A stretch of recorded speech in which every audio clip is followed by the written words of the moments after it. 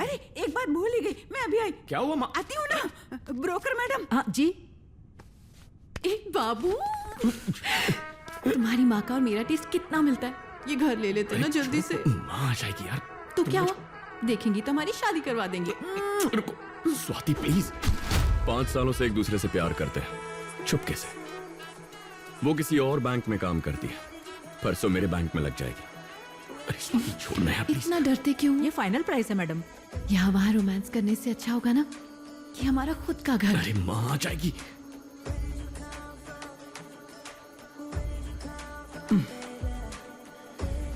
बाबू, सूर्या, अगर तुझे मंजूर है तो ये फ्लैट हमें हमारे बजट में मिल भी सकता है।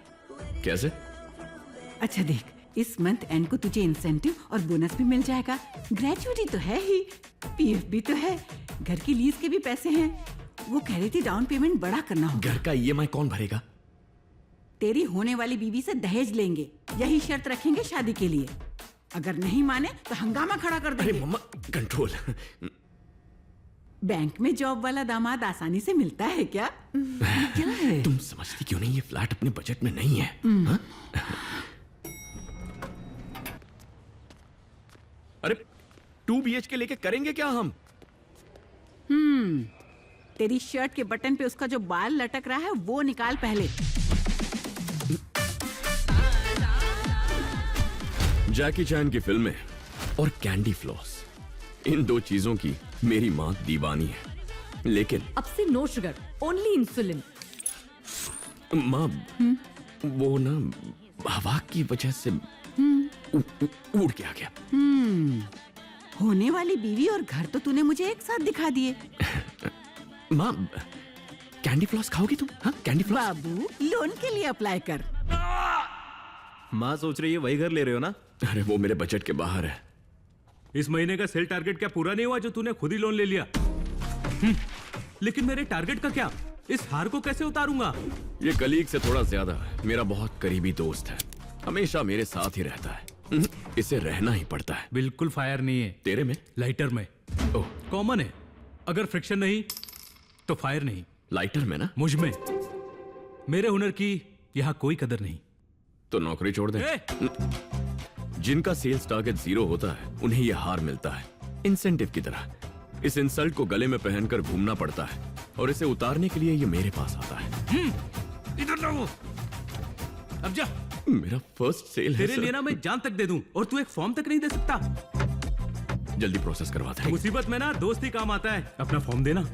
हमारी नागिन मैनेजर तेरा हार निकालकर मुझे पहना देगी। जानता हूं, सुनना, ये अपना फॉर्म मुझे दे देना, ये हार उतार के डस्टबिन में डाल दूंगा। अब समझा।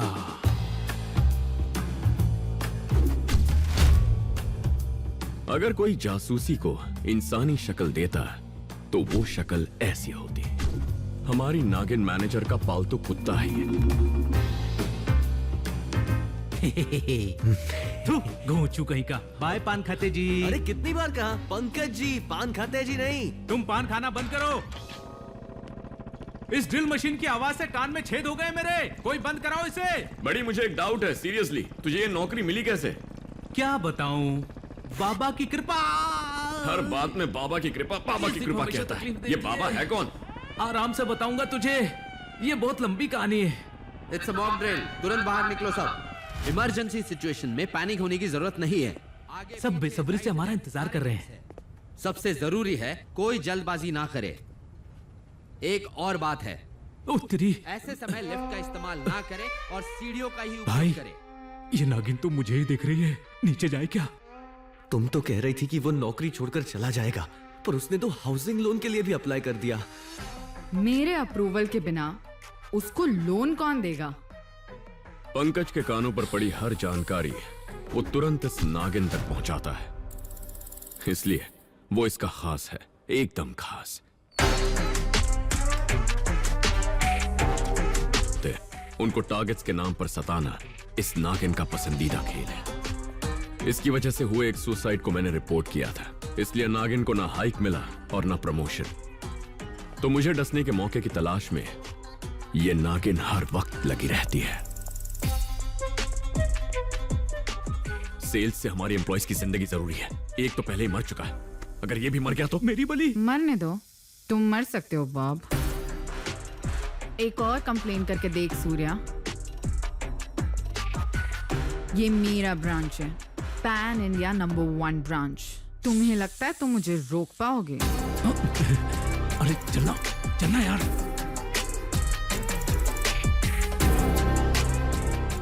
इस कुत्ते को इसकी औकात दिखा ही दो जानू। कहते हैं ना, हर कुत्ते का दिन आता है जानू, पर वो अच्छा दिन नहीं होगा, बैड डे।